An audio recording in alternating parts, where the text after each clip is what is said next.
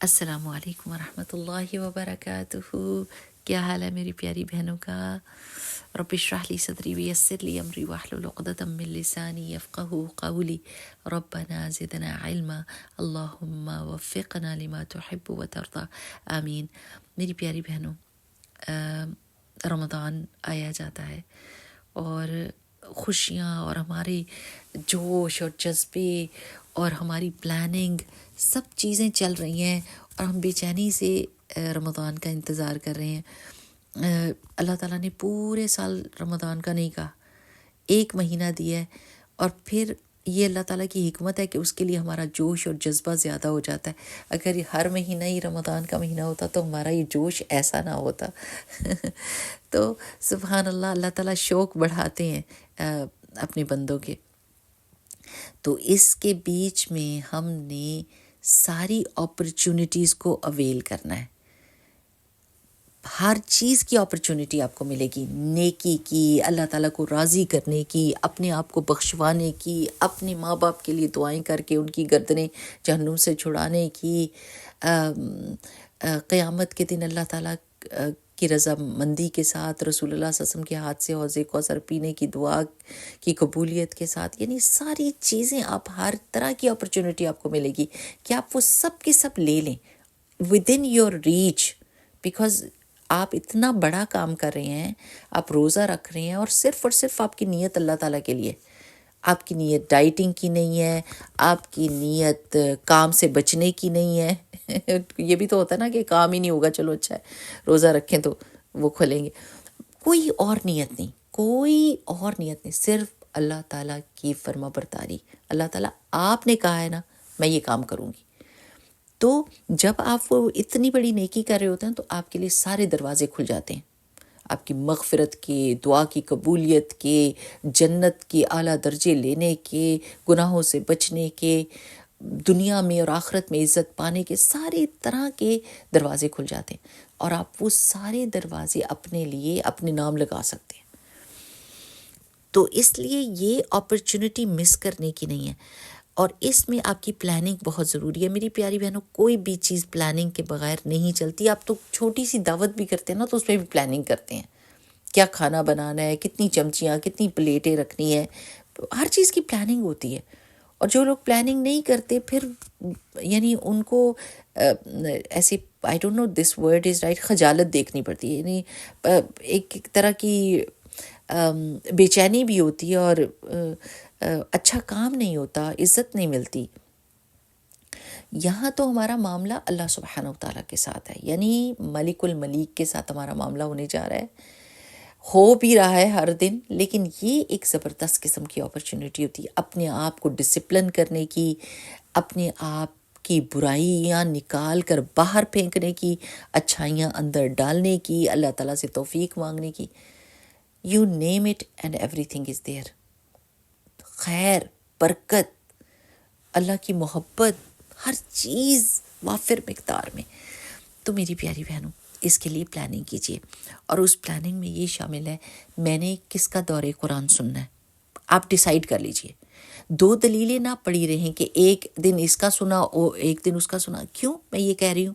کیونکہ جب آپ ایک دفعہ کسی کا سننا شروع کر دیتے ہیں نا تو وہ شروع سے آخر تک لے کر وہ اپنی ایک سوچ کے مطابق آپ کو لے کر جاتا ہے. وہ بندہ، اس کے دماغ میں کوئی گول ہوتا ہے، کسی نے آپ کو کچھ سمجھانا ہوتا ہے، کسی نے آپ کو کچھ سمجھانا ہوتا ہے، اور ان کا ایک طریقہ ہوتا ہے. جب آپ ایک بندے کے طریقے سے عادی ہو جاتے ہیں تو آپ بہت ساری باتیں سیکھ جاتے ہیں. لیکن اگر آپ گڑبڑائے ہوتے ہیں، کبھی ادھر کبھی ادھر، کبھی ادھر کبھی ادھر، تو پھر آپ کچھ بھی نہیں سیکھ سکتے اور آپ کا دل بے چین رہتا ہے. پتہ نہیں انہوں نے کیا کہہ دیا ہوگا، وہ بھی سن لیتی ہوں، پتہ نہیں انہوں نے کیا کہہ دیا ہوگا، ان کو بھی. ایک کو چوز کر لیں اور شروع سے لے کر آخر تک اس بندے کے ساتھ جائیں آپ دورے قرآن کے لیے. کیونکہ اب دورے قرآن ساروں کے شروع ہونے لگے نا، استاذہ کا شروع ہونے لگا ہے انشاءاللہ 17 کو، 16 کو میرے خیال میں ان کا استقبال رمضان ہے. وہ تو پوری دنیا میں جائے گا انشاءاللہ باذن اللہ. تو جو لوکل جیسے ہے نا کہ کوئی ادھر تک نہیں پہنچ سکتا اور اس نے کہا میں نے لائیو ہی سننا ہے، تو لوکل بھی بہت سارے لوگ دورے قرآن کریں، میں کر رہی ہوں، اور بھی بہت ساری جگہوں پہ دورے قرآن ہو رہے ہیں. تو آپ نے جدھر بھی جانا ہے، جو بھی آپ کی قریب والی جگہ ہے ادھر جا کے اس مجلس میں بیٹھیں جو الہدا کے قریب ہیں وہ الہدا میں جائیں، بیٹھیں، کیونکہ اس مجلس کی برکت بہت ہوتی ہے، اس کو ملائکہ ڈھانپتے ہیں، اس پر اللہ تعالیٰ کی رحمت سکینت نازل ہوتی ہے، اللہ تعالیٰ بخشتے ہیں لوگوں کو. سو اکٹھے بیٹھنے کی ایک برکت ہے. دوسرا، ابھی میں کل ہمارا استقبال رمضان ہے انشاءاللہ باذن اللہ، اللہ سبحانہ وتعالیٰ موسم کو صحیح رکھے، نہیں تو پھر آن لائن ہی جائے گا. Anyways whatever. لیکن یہ ضرور یاد رکھیں کہ میری باسکٹ تیار ہونی چاہیے جس کے بیچ میں میری ساری چیزیں موجود ہوں. میری استغفار کے کارڈز موجود ہوں، میری دعاؤں کی کتابیں موجود ہوں، میری تسبیح موجود ہو، میری جائے نماز موجود ہو، میرا وہ قرآن جس کے اوپر میں نے تلاوت کرنی ہے وہ موجود ہو. اگر آپ ترجمے والا قرآن رکھ لیں گے تو بہت اچھی بات ہے کہ ساتھ ساتھ کسی وقت دل میں آتا ہے کہ اس کا کیا ترجمہ ہے، تو ایک دم نیچے دیکھ کے بندہ پڑھ لیتا ہے. وہ قرآن رکھ لیجئے، سب چیزیں تیار ہوں. کیونکہ کبھی ہوتا ہے نا، آپ نیچے ہوتے ہیں اور باسکٹ کوئی چیز نیچے رہ جاتی ہے. تو میں یہ کہہ رہی ہوں کہ باسکٹ بنا لیں کہ جدھر بھی آپ موو ہوں آپ کی باسکٹ پوری کی پوری آپ کے ساتھ چلی جائے، اور آپ کو بیک اینڈ فورتھ جانا نہ پڑے کہ وہ قرآن نیچے رہ گیا، وہ تسبیح ادھر رہ گئی، وہ دعا کی کتاب ادھر رہ گئی. ایک جگہ پہ چیزوں کو رکھیں، اس کے بیچ میں ایک چھوٹی سی خوشبو بھی رکھیں. خوشبو بھی رکھیں. کیونکہ جہاں آپ بیٹھیں تھوڑی سی خوشبو لگا لیں، ذرا ماحول معطر ہو جاتا ہے اور خوبصورت ہو جاتا ہے، تو اور عبادت کا مزہ بھی آتا ہے.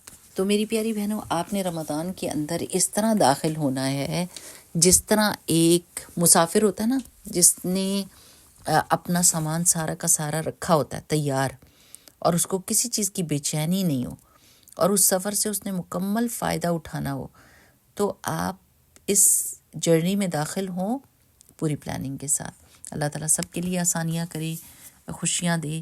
انشاءاللہ باذن اللہ ہم اپنے گروپس کے بیچ میں دورہ قرآن کو شیئر کریں گے، اور اللہ تعالیٰ سے دعا ہے کہ ہمارے اس کام کی نیت کو اللہ تعالیٰ قبول کر لے، اللہ تعالیٰ آسانیاں دے اور برکتیں عطا فرمائے، اور نیتوں کو خالص اپنے لیے رکھے، اور اس نیکی کو ہمارے لیے صدقہ جاریہ بنا دے. اللہ تعالیٰ اس کو دور دور تک پہنچائے، ہماری نیکی کو اس میں اللہ تعالیٰ ہمیں صدقے کی توفیق عطا فرمائے، ہماری بخشش کر دے اس مہینے میں اللہ سبحانہ و تعالیٰ، اور ہماری زندگی میں برکت ڈال دے، ہماری اولاد کو نیک اور صالح کر دے، اور ان کو ہماری آنکھوں کی اور دل کی ٹھنڈک بنائے.